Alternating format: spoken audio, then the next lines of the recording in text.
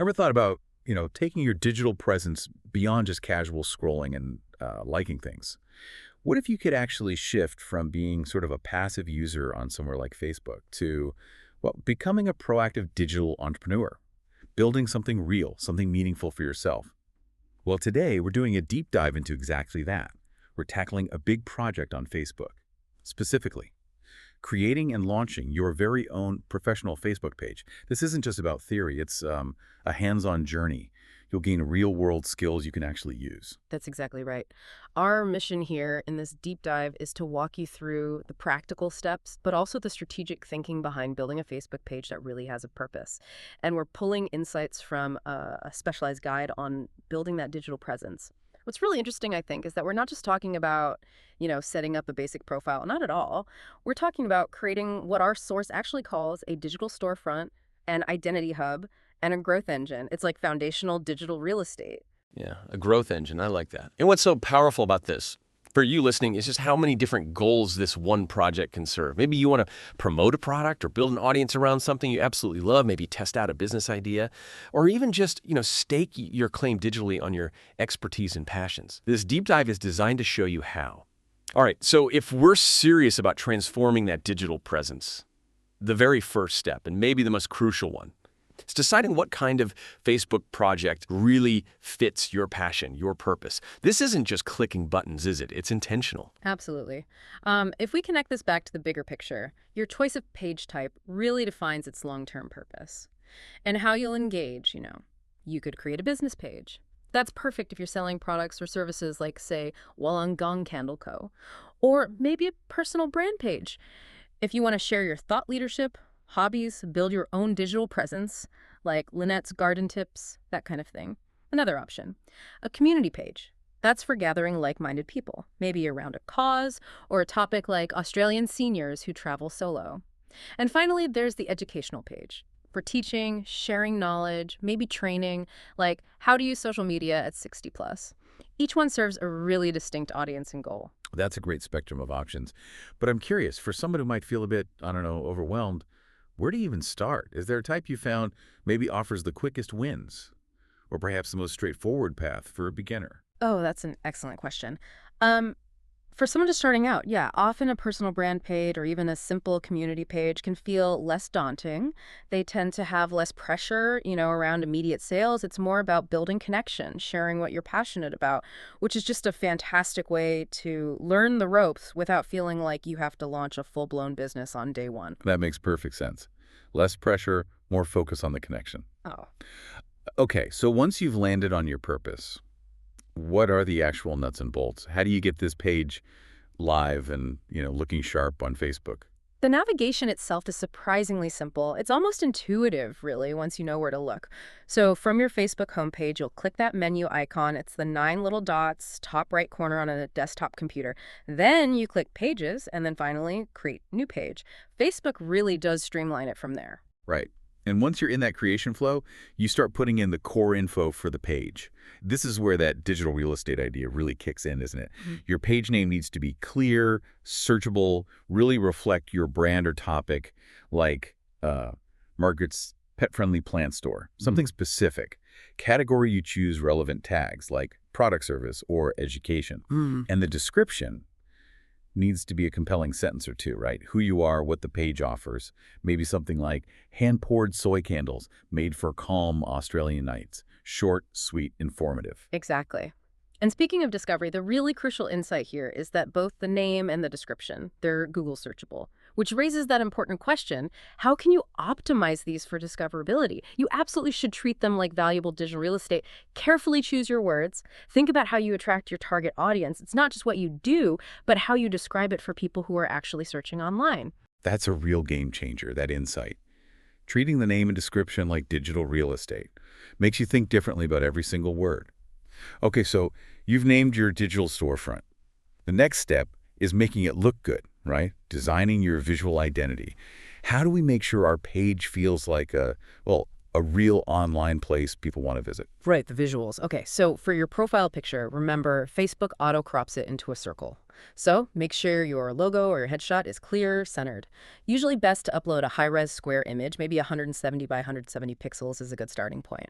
Then for your banner cover photo, think bigger, more expansive. It's like your billboard.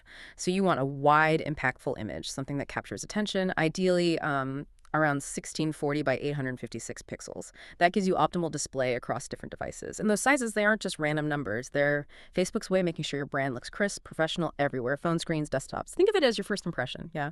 You only get one shot to look polished. And a really practical tip here, you don't need to be a graphic designer for this. Free tools like Canva, for example, are super user-friendly. They can help you design professional-looking visuals, no experience needed. They even have templates that fit those exact dimensions you mentioned, which makes it incredibly simple. Okay, so we've got the look nailed down. Looks professional. Now, how do we make sure when someone lands on our beautiful page, they immediately get what we're about and feel, invited in? Right. This brings us to writing those foundational posts, the ones that establish your identity. To build this strong base, this initial content, you should probably aim for, say, 4 to 6 posts to start with. These posts should introduce yourself or your brand, maybe explain why I started this page, give that personal touch. You'll also want to show your product or your service or your idea in action. Use compelling photos, maybe short videos. Make sure to share some value-driven tips or insights. That's a fantastic way to build trust early on. And finally, ask a question. Something to really drive interaction, like what's your biggest struggle with your topic? It's like baking a cake, right? Yeah. You need your foundational ingredients before you start decorating. And trust me, nobody wants a crumbly cake or an empty page. I love that analogy. Good one. And you can post these natively, like right when you create them. Or you can schedule them out using Meta Business Suite, which is Facebook's central hub, right? For managing your page, your content. Super handy for planning ahead. Exactly. The main goal with these first posts is clarity, warmth, a human tone. Remember, you're not just shouting into the void. You're inviting people into your digital space. Okay, so you've set the stage. You've decorated your digital storefront with those foundational posts. The next crucial step, inviting and growing your audience. A great Facebook page isn't just about the setup, is it? It's about actively building that community around what you've created. This isn't just about vanity metrics, the number of likes. It's about building that legacy, like we mentioned. Precisely. And there are strategic steps you can take here. First, invite friends. Start close. Use the built-in invite friends option, maybe for 20 to 50 contacts to begin with. And for a personal touch, maybe send a quick messenger night. Something like, hey, just launched a new page about topic. Would love your support. No pressure at all if it's not your thing. Simple. Second, join and actively participate in relevant Facebook groups in your niche. The key here is offering real value first, not just dropping links. Engage genuinely. Then, once you're part of the conversation, you can share your page or posts with context. Like, oh, I just shared a guide to pet-safe houseplants on my page. Thought this group might find it useful. See? Context matters. And finally, share strategically on your personal Facebook profile. Write a heartfelt post about why you launched the page. Add the link. Remember, people follow people, not just brands. Let them connect with your why. That personal connection is key. Okay, next up, integrating a simple call to action, a CTA, because your page isn't just there to look pretty, right? It's about enabling people to do something specific when they land there. It's that direct pathway. Yeah, choosing the right CTA button isn't just a formality. It really is a direct pathway for your audience. You've got several common options you can set right on the page.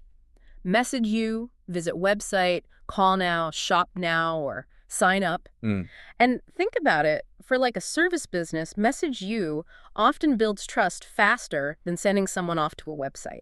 It keeps that direct connection. Right, keeps them on Facebook talking to you. Exactly. And if you want to go a bit further, you can even connect this button to, say, an email newsletter sign up or an online store, maybe even an appointment booking tool. Lots of possibilities. Okay, moving on. For our next section, we've got some bonus features, ways to amplify your page's impact. Now, these might sound a little advanced, but honestly, they're simple tools designed to help you get steady growth without a huge learning curve. Let's break them down for you.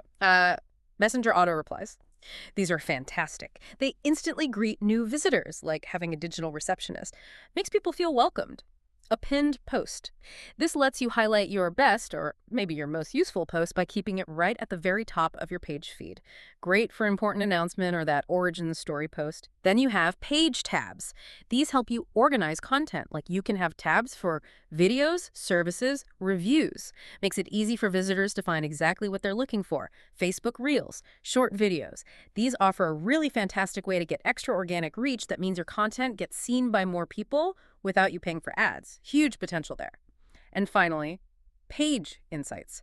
This is your dashboard and lets you review how many people you're reaching, how your content is performing. It helps you understand what's working so you can adjust your strategy over time. Super important. Don't let those features intimidate you. As our source material points out, they really are simple tools, even if they sound a bit techy at first. They'll absolutely help you grow steadily. They become second nature pretty quickly once you start using them. Yeah, definitely. And this all leads us nicely into the reflection part, why this whole project truly matters. What's fascinating here is that you've now gone way beyond just, knowing how to use Facebook. You've actually stepped into the realm of digital creation, strategic execution. Think about it. You've created a professional presence. You've written thoughtful content. You've invited your network. You've used Facebook's built-in tools. And most importantly, you've made something real, something lasting online. This is your foundation now for, well, Facebook mastery. And the personal impact of this, it can be really profound, especially perhaps for retirees or adult learners, maybe new to these digital spaces. This project is a chance to build a business you can run right from home, or connect with others who share your passions, build a community, maybe leave a digital legacy, or even reinvent yourself in a world that's always changing. Every single new post, every follower, every comment, every question you get back, it isn't just simple engagement, is it? It's tangible growth. It's your digital journey progressing. So wow, you've taken quite a journey with us in this deep dive, from understanding the strategic choice of a Facebook page right through to setting it up, creating that initial content, dividing your audience, and then leveraging those bonus features for real impact. It's not just about getting the page up, but about making every single element from the name right down to the very first post work for you strategically. That's the real deep dive here, isn't it? Exactly. And it reinforces the idea that launching your Facebook page, it isn't a one-time thing. It's not the end point. It's actually a powerful launch pad. Yeah. You're now ready, really, to plan weekly content, maybe invite others to collaborate, and even think about monetizing your content down the track, which is definitely something we can explore in future insights. Absolutely. And as you reflect on all of this, maybe consider one final provocative thought. Beyond the immediate goals, selling something or building an audience, what's the profound impact of simply being seen in the digital space? What kind of legacy do you want to build? And how can this foundation you've just created today help you achieve it?